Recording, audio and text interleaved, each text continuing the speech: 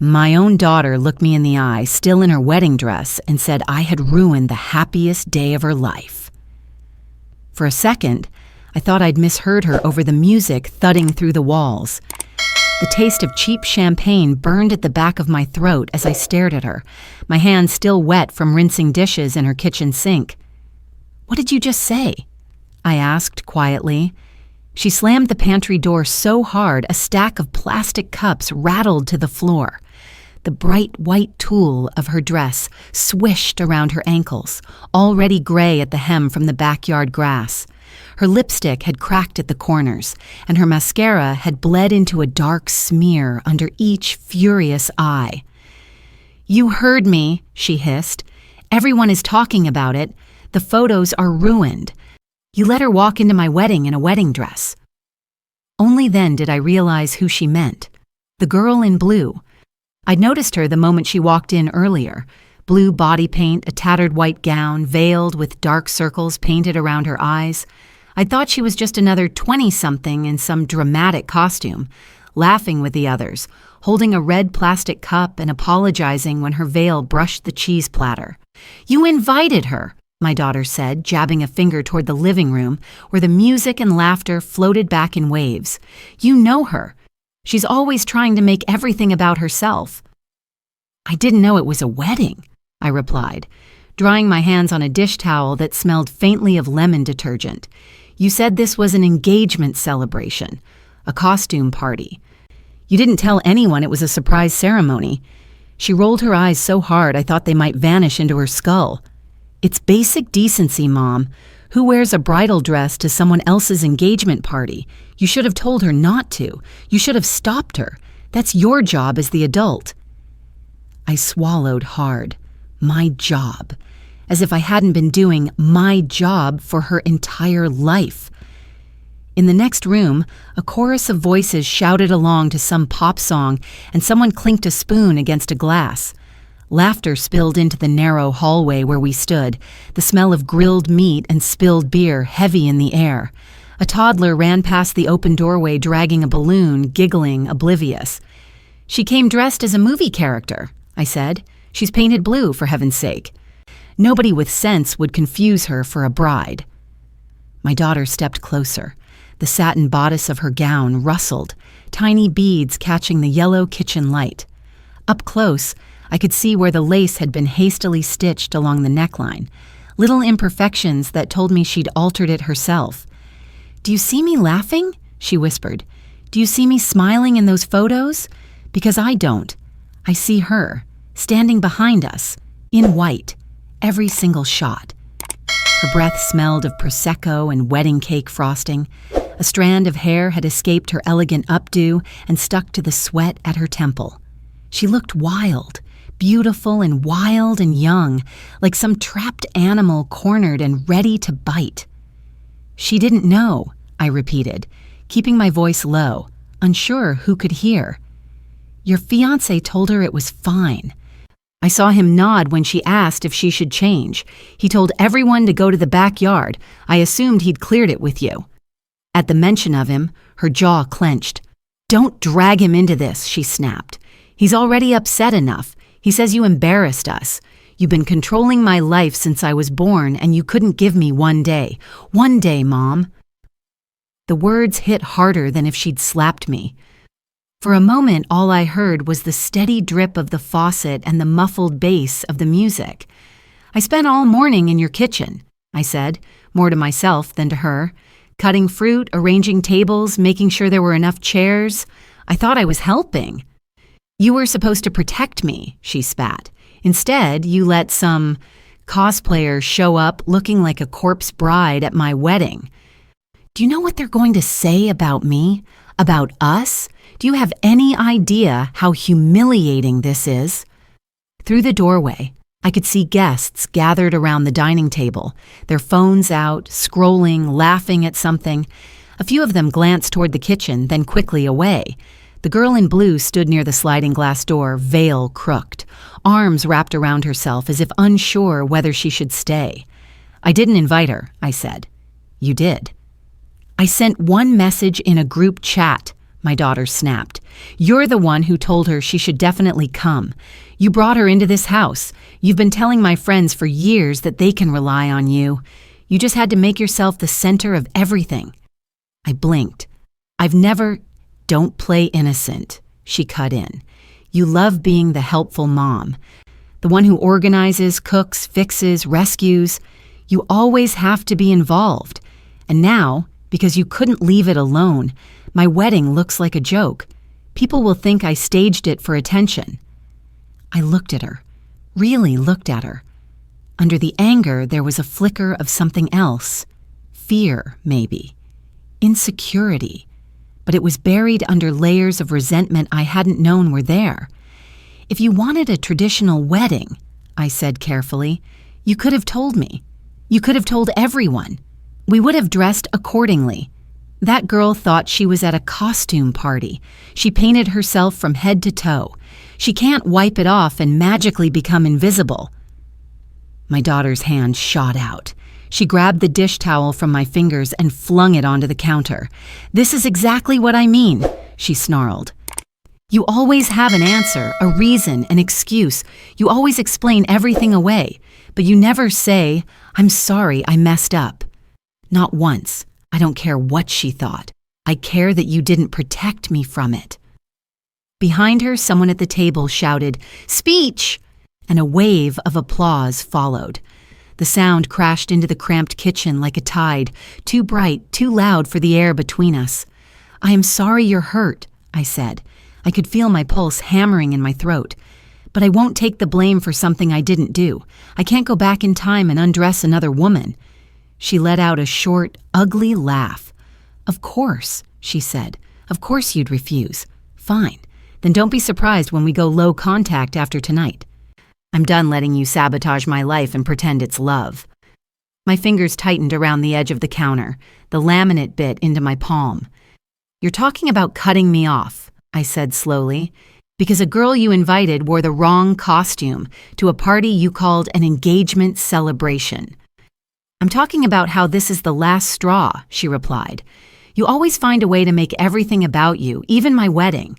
Maybe it's time I finally choose myself." For a moment, all the years I had poured into her hovered between us like something fragile and invisible. School runs, late-night fevers, dress fittings, rent money, quiet prayers said over her sleeping body when she was a child, and I thought love would be enough. From the living room, her new husband's voice rose above the crowd. "Where's my beautiful bride?" he called out, laughing. "Come on, they want to toast us." She wiped at the corner of her eye, careful not to smudge her eyeliner any more than it already was.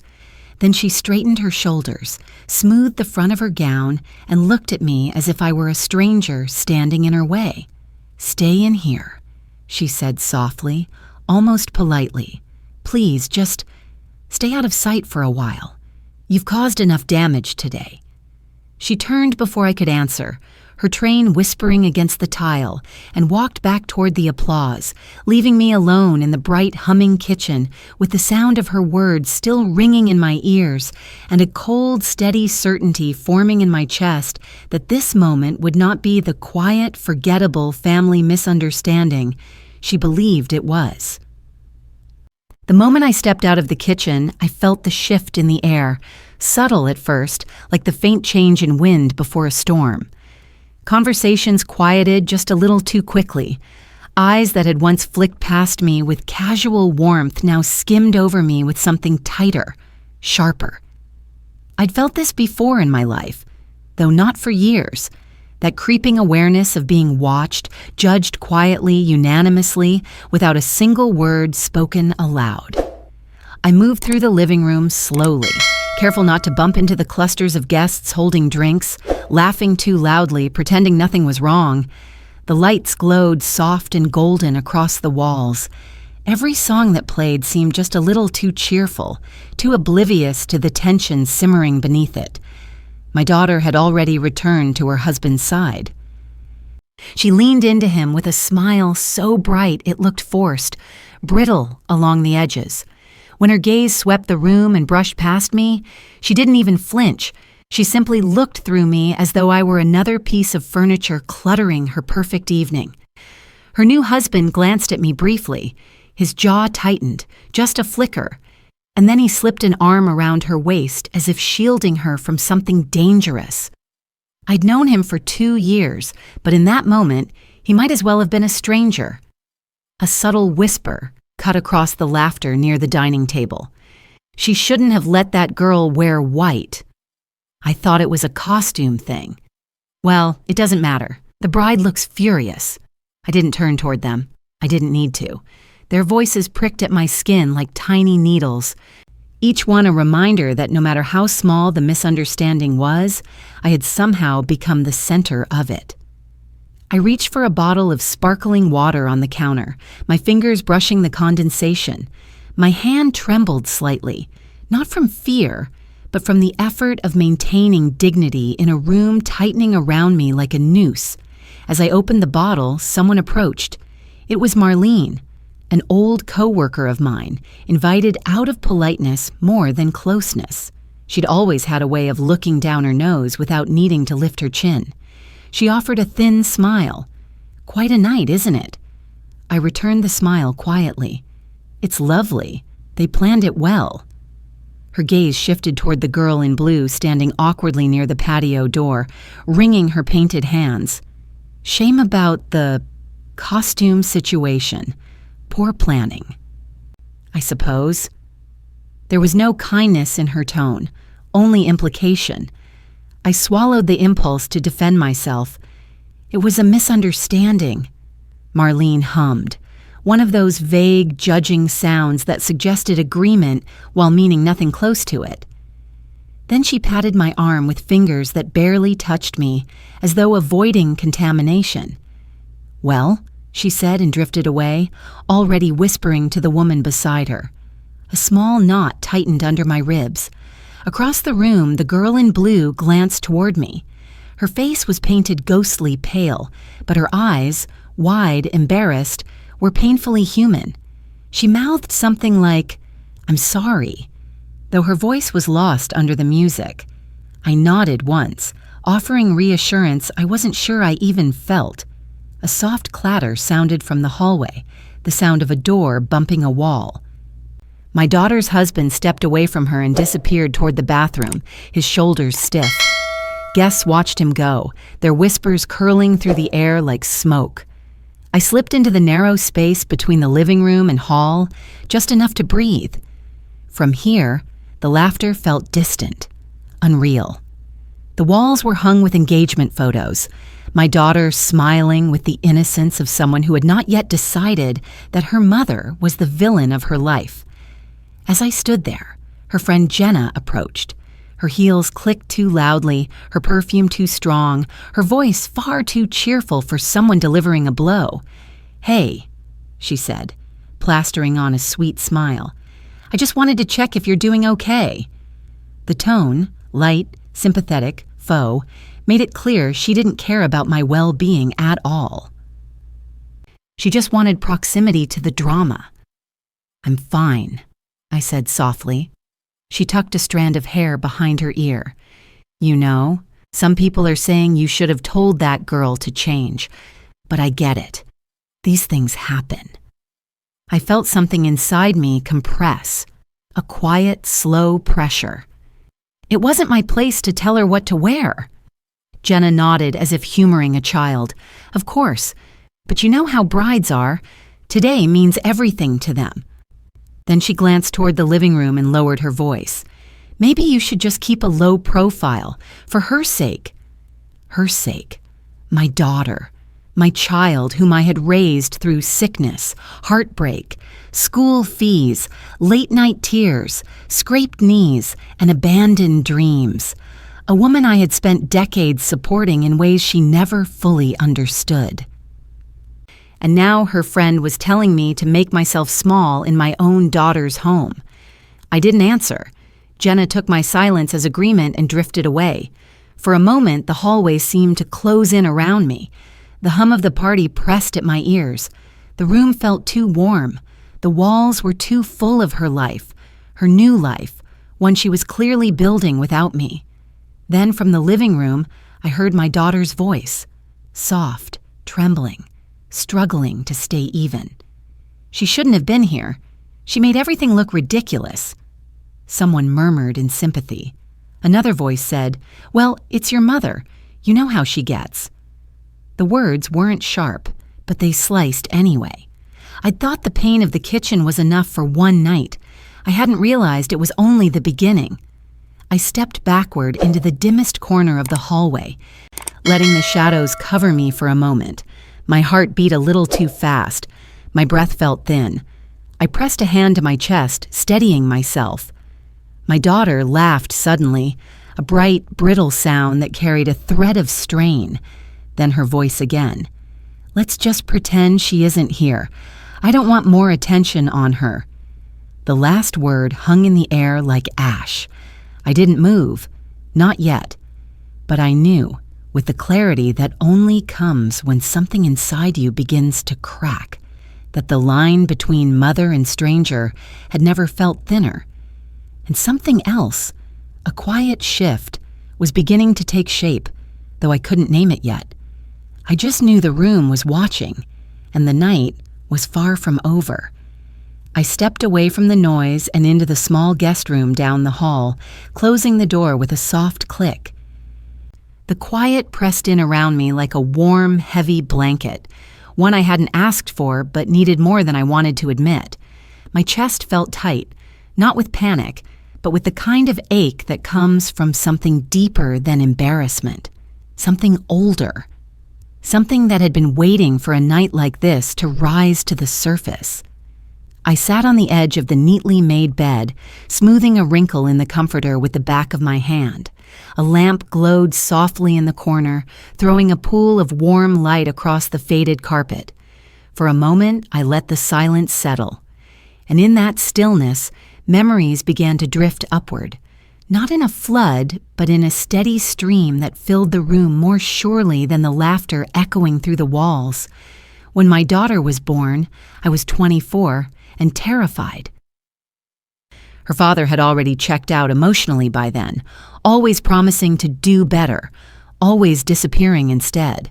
I remember the night she first arrived in my arms, a stormy evening, thunder shaking the windows of the hospital room.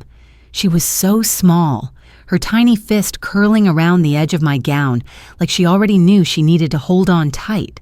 I had never held anything more fragile or precious. Those early years were a blur of exhaustion. I worked double shifts at a diner, my hands smelling permanently of fryer oil and coffee grounds. I slept in broken hours because she would wake again and again, crying from nightmares or hunger, or simply the need to be held. I remember pressing her to my chest, humming gently even when my voice trembled from fatigue. I'd whisper promises then, felt, not spoken, that she would never have to feel unloved or unwanted, not the way I had growing up. Sometimes, when the tips were good, I'd buy her a little treat, a ribbon for her hair, a tiny plastic bracelet. She'd beam at me, her smile wide enough to fill every empty part of my tired heart. On nights when money was tight, we made games instead. I'd take old newspapers and cut them into strips, braiding them into pretend crowns. She loved those crowns. She'd sit on the floor in her pajamas, legs crossed, insisting she was royalty because Mommy said so, and that was enough to make anything true. As she grew older, I carried her through every fever, every scraped knee, every heartbreak. When she was 11 and failed her science fair project, she hid in her room, humiliated. I remember kneeling beside her bed, brushing her hair out of her face, and telling her the secret I learned at her age, that failure wasn't an ending, just a teacher with rough hands. She cried into my shoulder until her breath steadied, and then came the teenage years, the slippery years, when children begin pulling away without realizing the damage they leave behind. She fought with me often then, slamming doors, calling me overbearing, telling me I didn't understand her life. Maybe I didn't, but I tried. God knows I tried. There was one night she didn't come home until nearly 3 in the morning. I sat on the sofa, every light off, my heart pounding with visions of disasters I couldn't prevent. When she walked through the door, I cried, not from anger, but from sheer relief. She rolled her eyes, shrugged off my worry, and went straight to bed without a word. Still, I loved her, fiercely, quietly, in ways she would never fully see. When she left home at 19, she barely looked back. I helped her pack, even though she insisted she didn't need help. I folded her clothes carefully, smoothing each shirt, checking pockets for old notes or forgotten receipts. She took the keys to her tiny apartment with the excitement of someone stepping into the world for the first time. When I hugged her goodbye, she gave me a stiff squeeze, polite, rushed, as though hugging me were something she had to remember, not something she felt. "Call me if you need anything," I said. "Yeah, thanks," she replied. But she didn't call. When she brought home the man who would become her husband, I welcomed him. I cooked for them, lent them my car when theirs broke down, helped them move into a nicer place. Whenever they needed something, money, time, advice, a shoulder, I showed up, just like I always had. But somewhere along the way, she began to shift subtly. Comments grew sharper, requests became expectations. Gratitude faded into entitlement, like a slow corrosion eating away at the closeness we once had. Still, I gave. I always gave. Because love, for me, had always been a verb, not a reward. I reached into my purse now and pulled out the small handkerchief I kept folded there. It was pale pink, embroidered with tiny daisies, one of the few remnants from my own mother that I still carried. She had stitched it herself decades ago, before life hardened her. I remembered her sitting by the window at dusk, needle between her fingers, humming some old song from her childhood. The daisy pattern was uneven, but to me, it had always looked beautiful, soft, gentle, like hope in fabric form. I held the handkerchief between my palms, rubbing the worn threads with my thumb. This little square of cloth had seen me through losses, illnesses, lonely nights, and now this. The feeling of being quietly replaced in my daughter's life by friends and a husband who looked at me as though I were a stain they couldn't scrub out. A soft sound drifted through the door, a laugh. My daughter's laugh. Years ago, that sound would have loosened something tender in me. Tonight, it tightened something instead. I closed my eyes and breathed slowly, letting old memories steady me. I remembered the afternoons we spent baking cookies when she was small, flour dusting the countertops and her giggle filling the room. I remembered her graduation, the way she looked for me in the crowd, even if only for a moment. I remembered the summers she spent barefoot in the backyard, chasing fireflies as though she could catch every bit of light in the world if she only tried hard enough. Those memories, soft and warm, felt like distant stars now, still shining, but farther away than they had ever been. There had been a time when my daughter had run to me for comfort, when she had believed I could fix anything, when she had looked at me with trust instead of irritation. That time felt long gone. The handkerchief trembled slightly in my fingers. It wasn't just tonight's argument. It wasn't even the insult of being blamed for something so small and harmless. It was the years behind it. The gradual unraveling, the subtle shifts, the erosion of a bond I had sacrificed so much to build. And yet, despite it all, I still loved her. With a love that was heavy now, swollen with disappointment and the quiet grief of unmet expectations. A knock startled me. Not loud, just a soft tap. One, then another. I straightened, folding the handkerchief back into my purse. Before I could speak, a voice whispered through the door. "Can I talk to you?" My daughter. Her voice small, but not necessarily gentle. I drew in a breath, bracing myself, knowing that whatever came next would decide far more than one ruined evening. Her voice on the other side of the door held no warmth, only a thin thread of restraint, as if she were trying not to let something slip through. I stood, smoothing the front of my blouse out of habit, and opened the door. She stood there in the soft hallway light, her wedding dress shimmering faintly. Up close, I could see the smudge of blue paint near the hem, probably brushed against the girl in the costume at some point. Her eyes flicked past me into the quiet guest room, as though measuring how long she would allow herself to stand here. "Can we talk?" she asked again. But the phrasing was a formality. She wasn't here to talk. She was here to speak, and for me to listen. I nodded and stepped back, allowing her inside. She didn't sit. She didn't take off her shoes. She didn't look around the room with curiosity or sentiment. She simply stood there, hands clasped in front of her waist, breathing shallowly as though already exhausted by the idea of this conversation.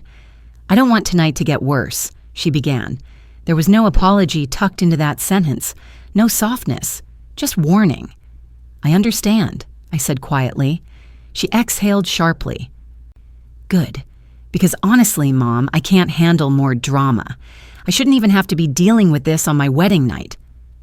My wedding night.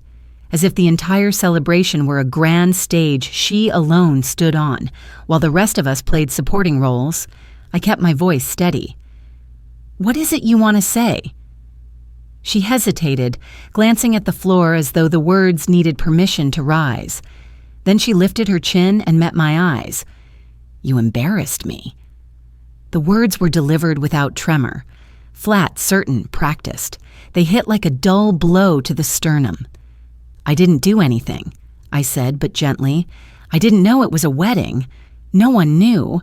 Not even—" She cut me off with a sharp gesture. "Stop, please, just stop. I know what you're going to say. You've been repeating the same thing all night."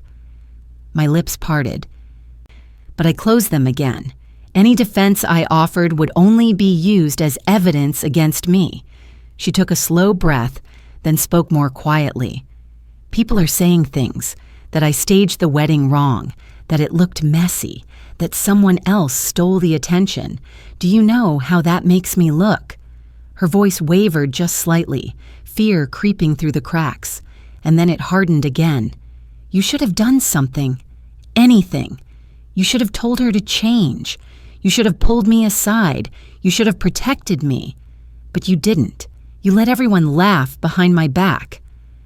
I stared at her, stunned not by the accusation, but by the precision with which she shifted responsibility onto me. She spoke as though I had orchestrated the chaos, as though my mere existence had skewed the entire event off course. "I wasn't laughing," I said. "I was helping in the kitchen. All evening I was trying to—" "There it is," she snapped, "always reminding everyone how much you do, how much you sacrifice, how hard you work. I'm tired of hearing it, Mom. I'm tired of feeling guilty just because you want a medal for being helpful." My breath caught. The room seemed to tilt slightly. "A medal?" I repeated softly. She crossed her arms. "Yes. You always make yourself the hero. You swoop in, you fix things, and then everyone praises you. You love that. You crave it. And when something goes wrong, suddenly you're the victim." A cold pulse ran down my spine. Her words weren't spontaneous. They were rehearsed, shaped somewhere else, soaked over time in resentment. "I don't need praise," I said. "I've never asked." "You don't need to ask," she snapped. "The whole world already treats you like some saint. Your mother is so strong. Your mother is so generous. Your mother is amazing. Do you know what that feels like? Growing up in your shadow?" My heart dropped. Her shadow. She thought she lived in mine. For a moment I couldn't speak. The silence stretched, heavy and thick. She didn't soften at the sight of my stillness. She stiffened, mistaking my ache for stubbornness. Her posture changed, her shoulders squared, her spine straightened. Something sharper unfolded inside her, like a blade being drawn. "You never let me be the center of anything," she said. "Not once. Not when I was little. Not at school events. Not at my engagement party. And not tonight." I blinked, stunned by the distortion. For years I had stepped back so she could shine. I had taken photos, not stood in them. I had watched from bleachers and back rows, applauding until my palms tingled. I had celebrated every accomplishment of hers as though it were my own. But memory and perception are rarely twins.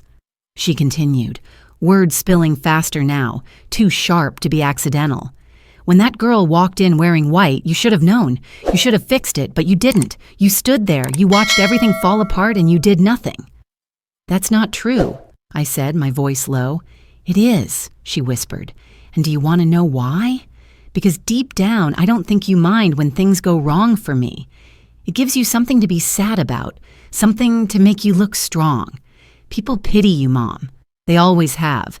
And I'm tired of being part of your tragic little story. My hand tightened around the armrest of the chair beside me. Her words were soft knives, small, thin, but lethal in accumulation.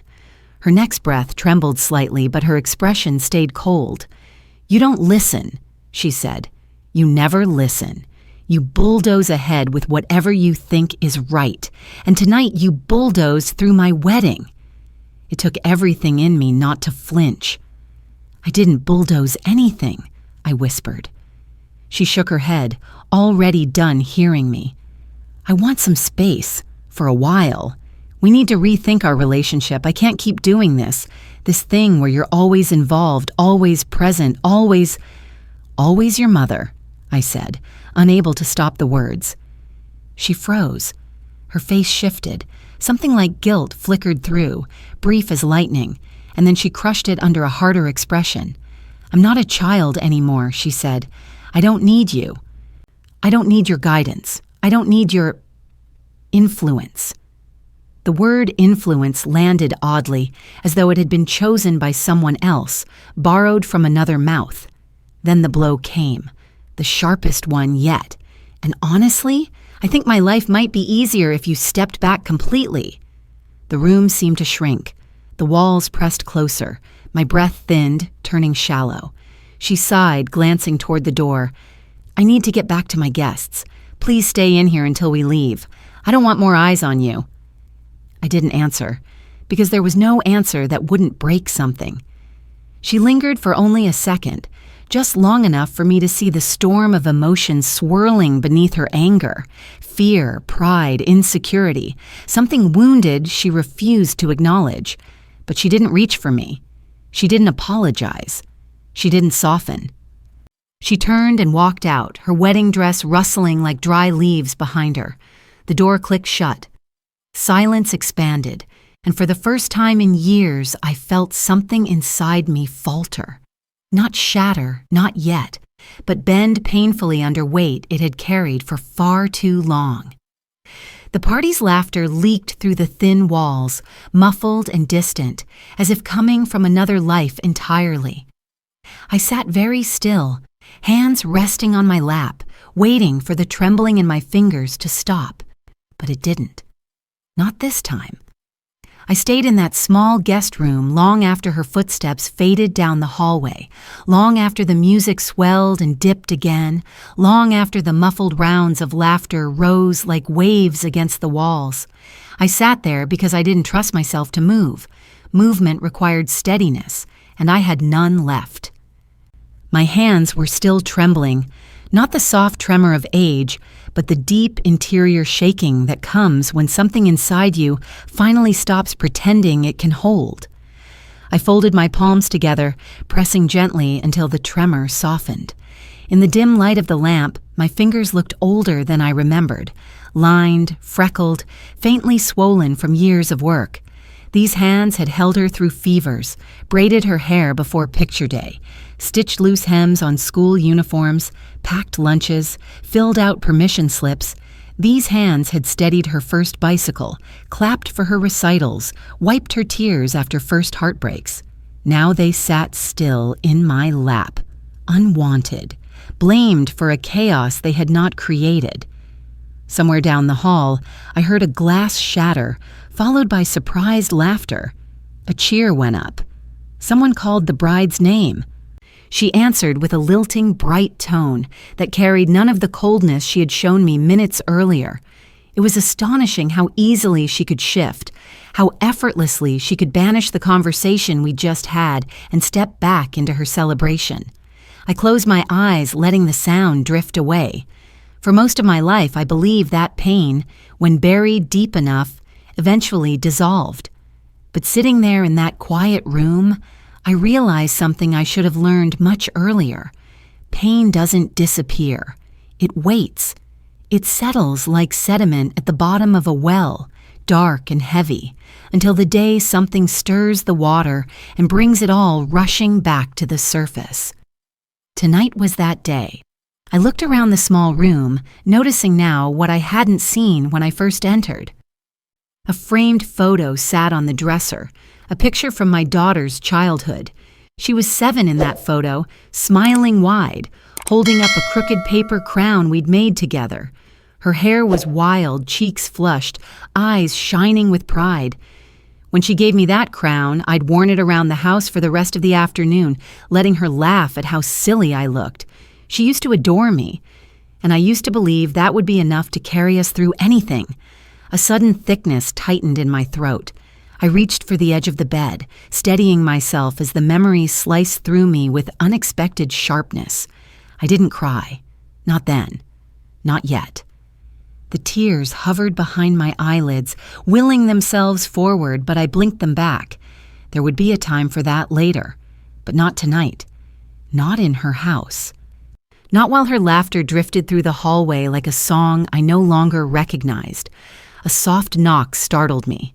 Not loud, just a gentle tap against the door. Once. Then again.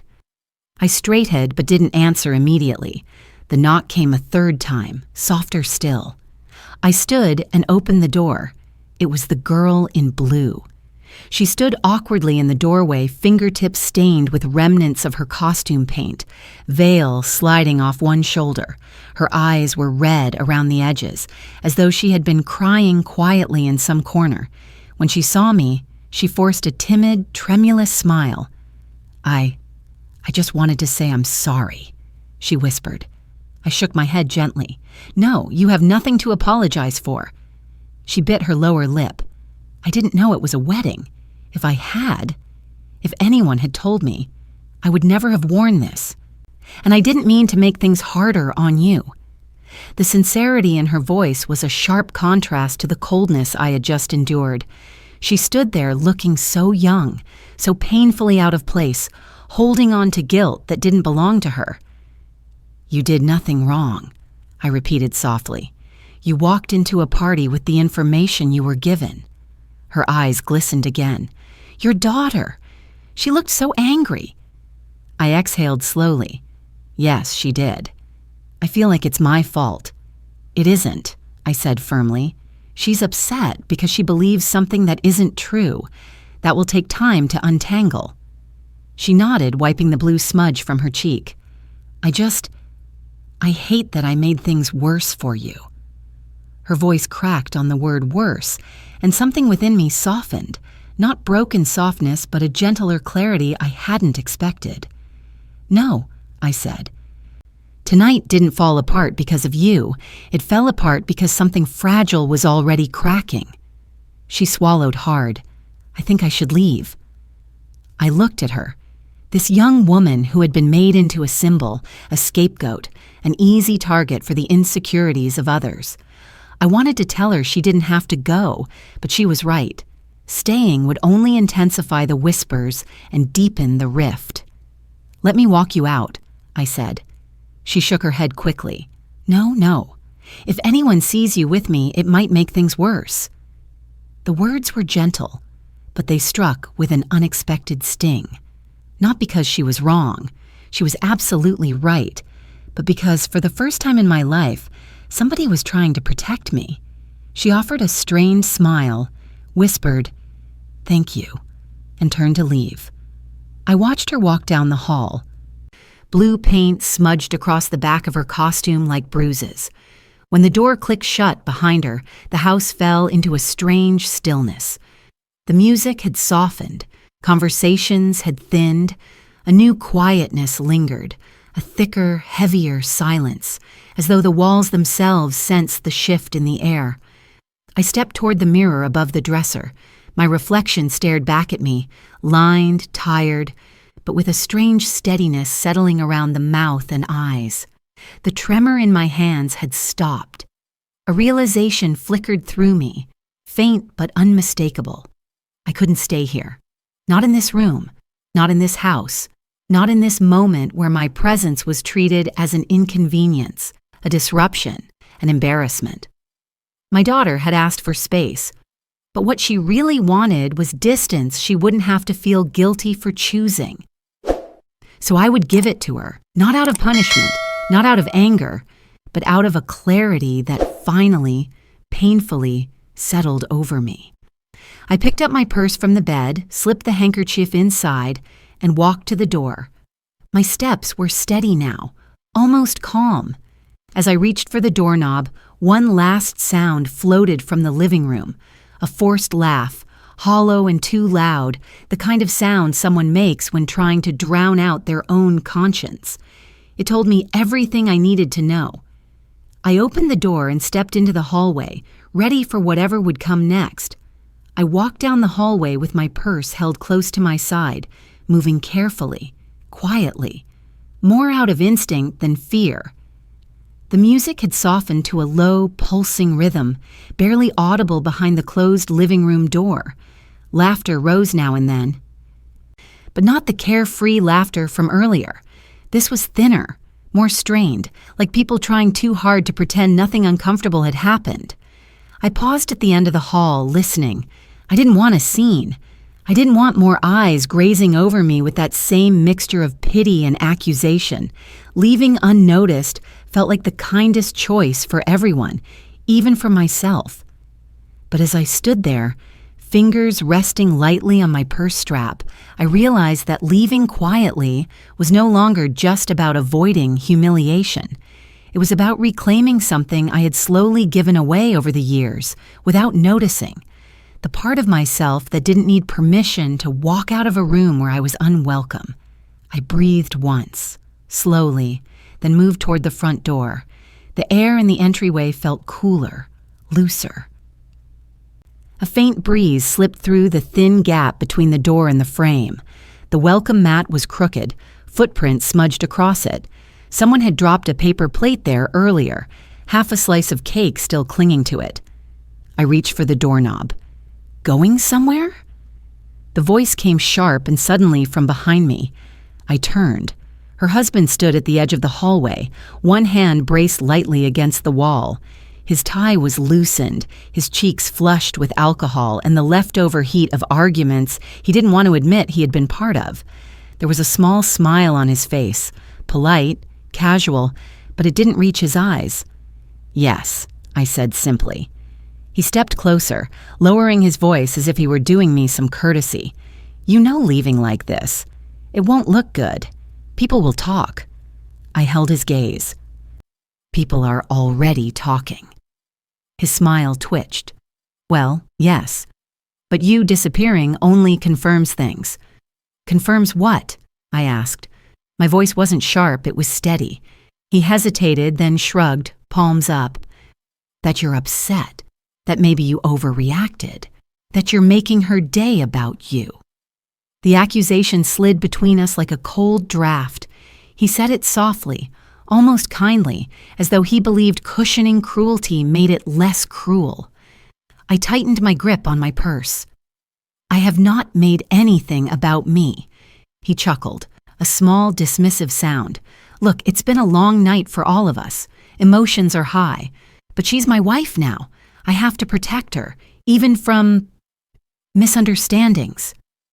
There it was, a subtle rearranging of the truth, slipping the weight of blame back onto my shoulders. It wasn't anger he wielded, it was a quiet condescension, the kind that erodes you grain by grain until you shrink without noticing. I straightened. "I'm leaving so things don't get worse." He nodded slowly, as though considering the statement. Then he leaned in slightly, not enough to invade my space physically, but enough to invade it emotionally. "Before you go," he said, lowering his voice further, "I think you should know that she's very hurt. She feels betrayed. She thinks you could have handled things differently." I swallowed the urge to defend myself yet again. His tone made it clear he wasn't looking for understanding. He was delivering a message. And, he added, she doesn't want to talk to you for a bit. She needs time. I felt the words land with that familiar heaviness. Not a blow this time, but a confirmation, a settling, a crystallizing of something I'd felt forming all night. I understand, I said. He nodded once, satisfied. Good. It'll give her space to calm down. Then he turned and walked back toward the living room, leaving me in the quiet entryway with nothing but the sound of my own breath and the faint echo of distant music. I watched him go, realizing something in that moment. He believed he had just managed the situation, smoothed it, controlled it.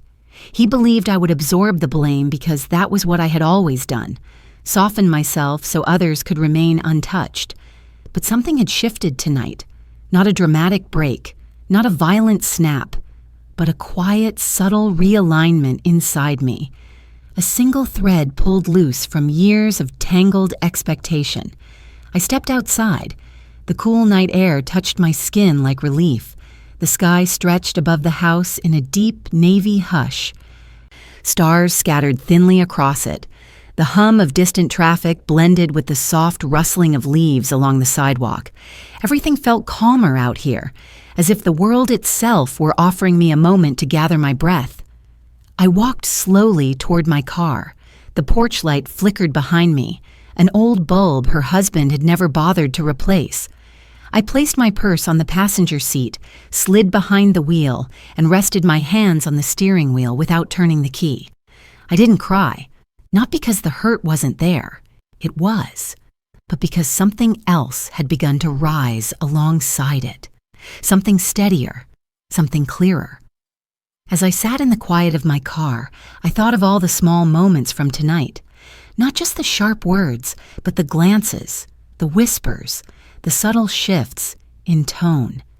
The quiet distancing that had been happening long before this evening.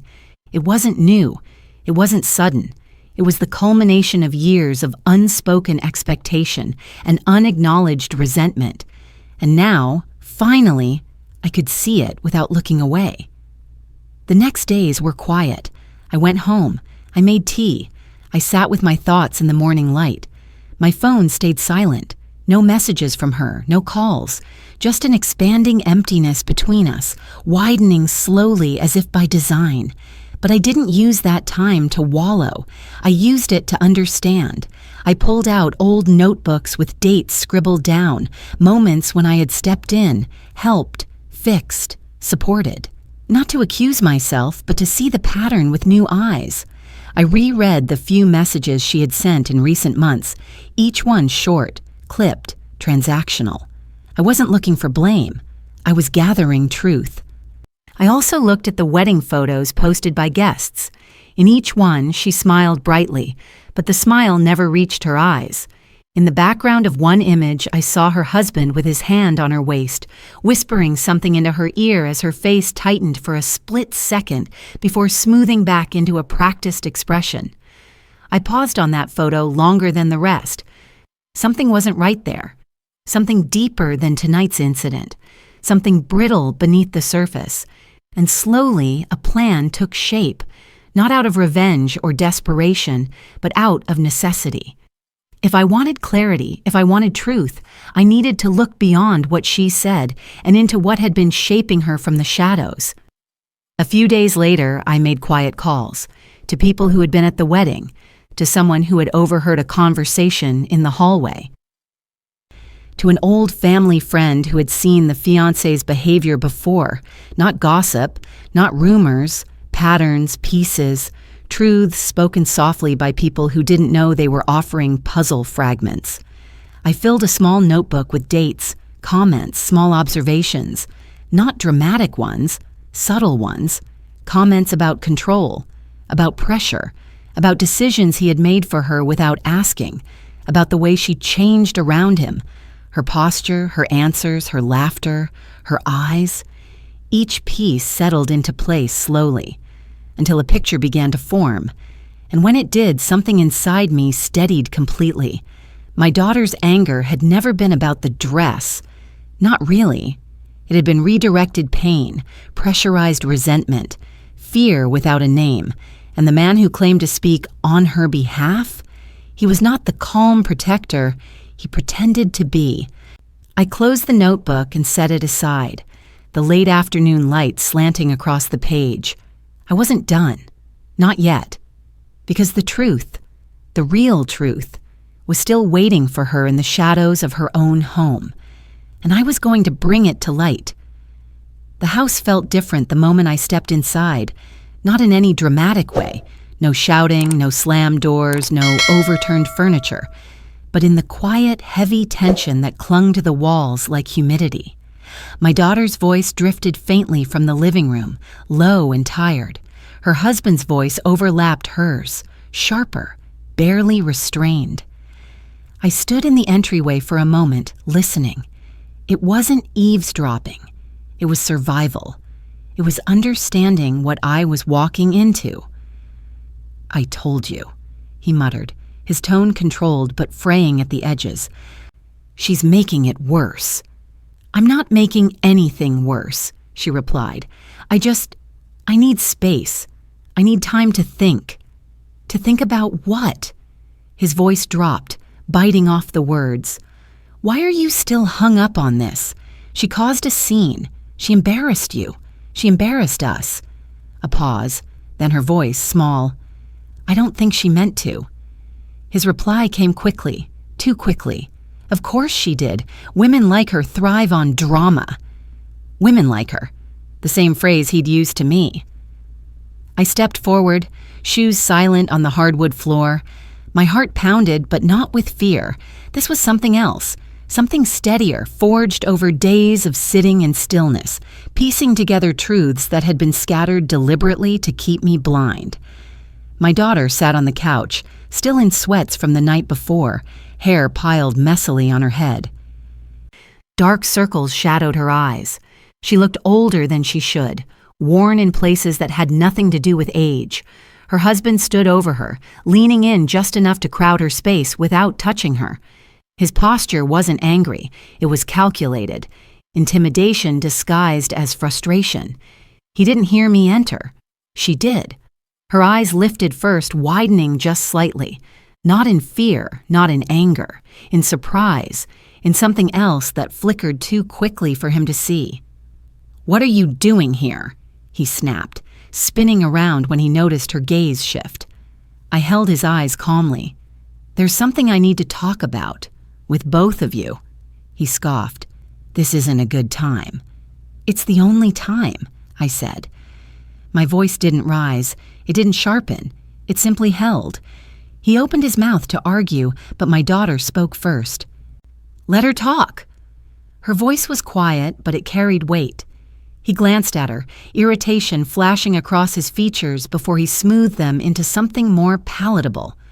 "Fine," he muttered, "but keep it short." I moved slowly, deliberately, settling into the armchair across from them. I set the small notebook on my lap, not opening it yet, just letting it sit there between us like a sealed truth. My daughter's fingers twisted in her lap. She swallowed hard. I met her gaze first. "I didn't come here to fight," I said softly, "and I didn't come to defend myself. I came because something has been happening for a long time, and you deserve to see it clearly." Her husband let out a sharp laugh. "Oh, please, spare us the melodrama." I turned to him. "Do you remember what you said that night?" When I was standing near the front door, his jaw tightened. "I've said a lot of things. Why?"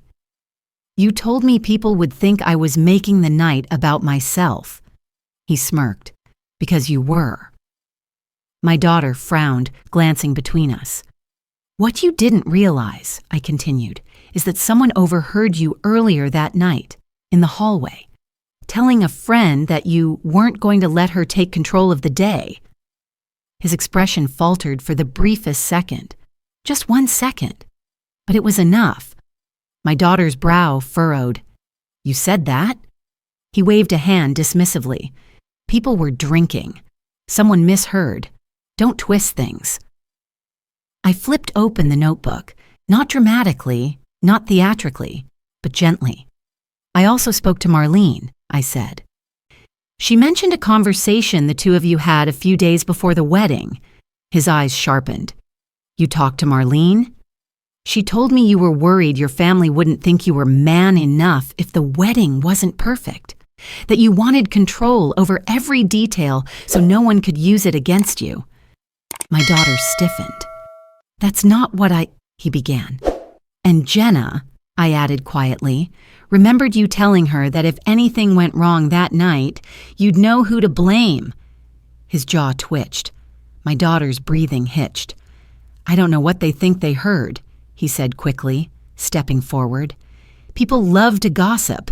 They twist every little thing. I looked at him evenly. I'm not finished. He stopped. I turned back to my daughter. There's something else someone told me, something small but important. At the engagement party 2 months ago, when you were in the bathroom crying, he told one of his friends that you were too emotional to handle stress, that he needed to take the reins because you were too fragile to lead. My daughter's eyes widened in slow, dawning understanding, like puzzle pieces sliding into place one by one, forming a picture she didn't want to see. Her husband's voice cracked like a whip. That is a complete lie. It isn't, I said softly, and you know it. He was breathing harder now. Why are you doing this? You're trying to ruin our marriage. No, I said. I'm trying to show her what's been happening to her, slowly, quietly, piece by piece. He barked a bitter laugh.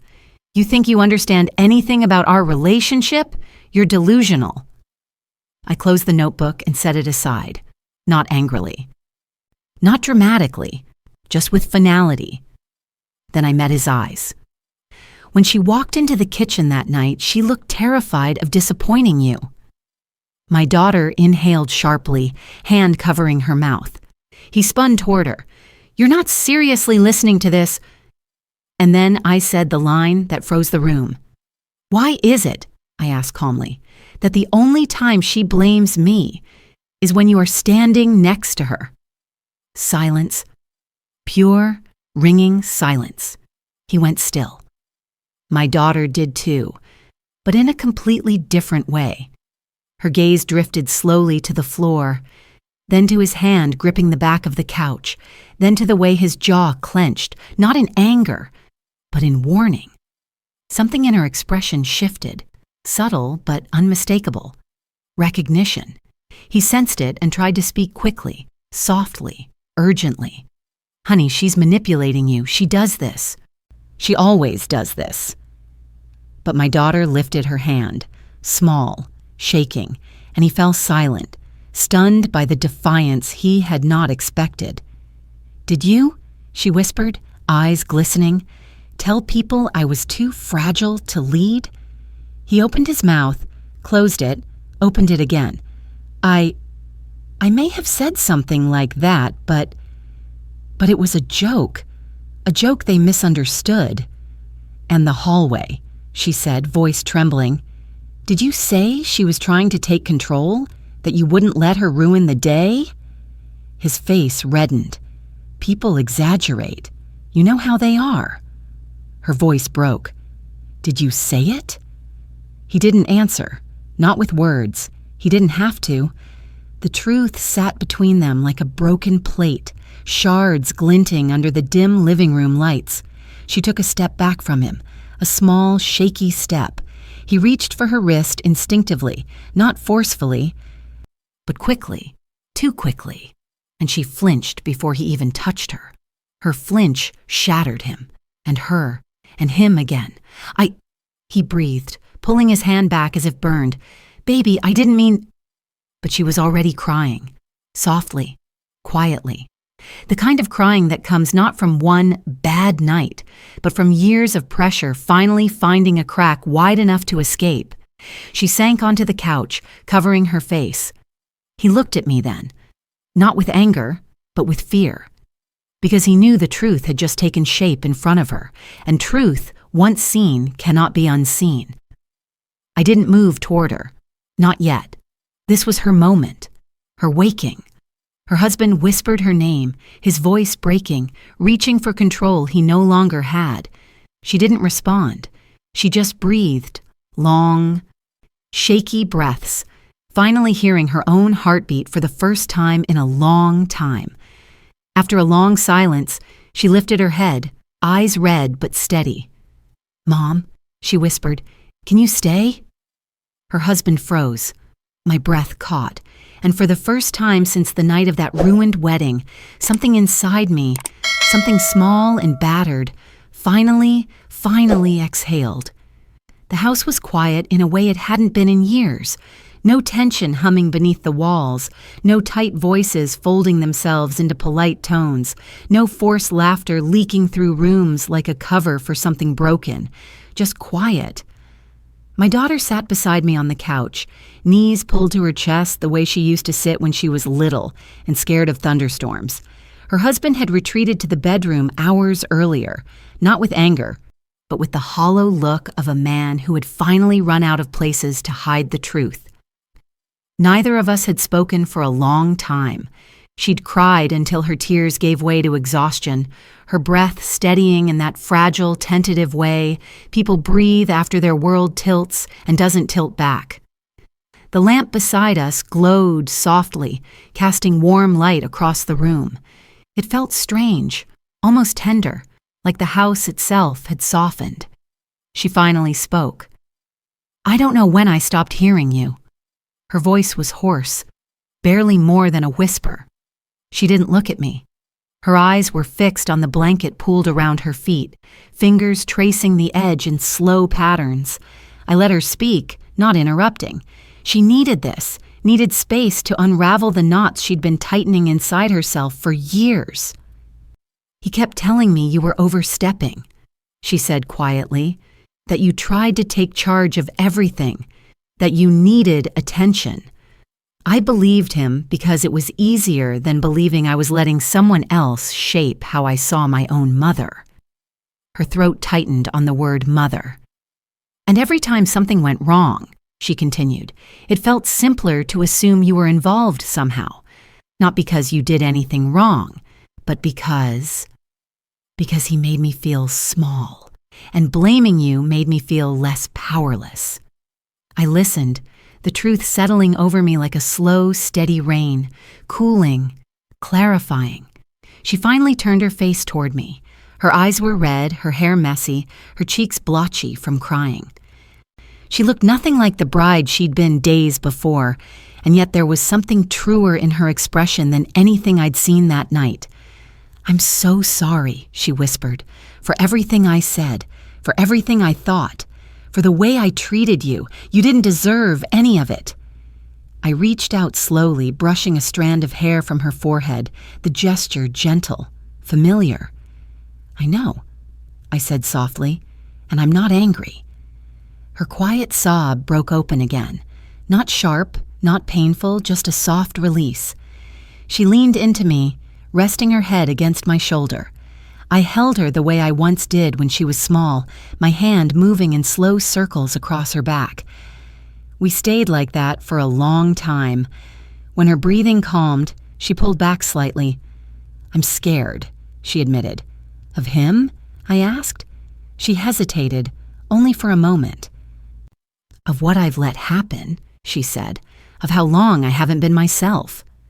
That honesty, not about him but about herself, was the clearest sign of awakening I could have asked for. "You are not trapped," I told her softly. "Not now, not ever." She nodded slowly, her gaze drifting toward the closed bedroom door. "I need time, and space, and help figuring out what comes next." "You'll have all of that," I promised. She placed her hand over mine. "Will you stay with me tonight? I don't want to be alone." "Of course." Later, when she finally went to bed, closing her door gently as though afraid to disturb the quiet, I walked into the small guest room. I sat down and opened my purse, pulling out the soft pink handkerchief embroidered with daisies. I unfolded it slowly, fingertips tracing the worn threads. This handkerchief had carried me through years of storms, loss, loneliness, exhaustion, hope. Tonight, it didn't feel like a reminder of pain anymore.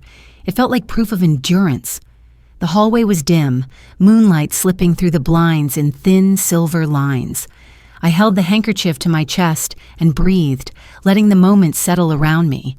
Healing doesn't arrive loudly. It arrives in soft steps, in whispered apologies, in broken truths finally spoken aloud, in the gentle shift of a daughter resting her head on her mother's shoulder again, in the quiet, steady return of a bond that had not died, only been waiting beneath the noise.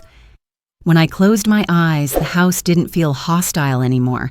It felt like a place where something new could begin, slowly, carefully, honestly. Tomorrow would be complicated. There would be decisions, boundaries, conversations neither of us had ever learned to navigate. But tonight, peace sat beside me like an old friend. And in my hands, the little pink handkerchief felt different, lighter, warmer, as if the threads themselves had shed their sorrow and remembered what they were stitched for. Not mourning, but mending. If this moment touched you, tell me. Sometimes sharing what breaks us is how we learn our strength isn't gone. It's just waiting to be seen again.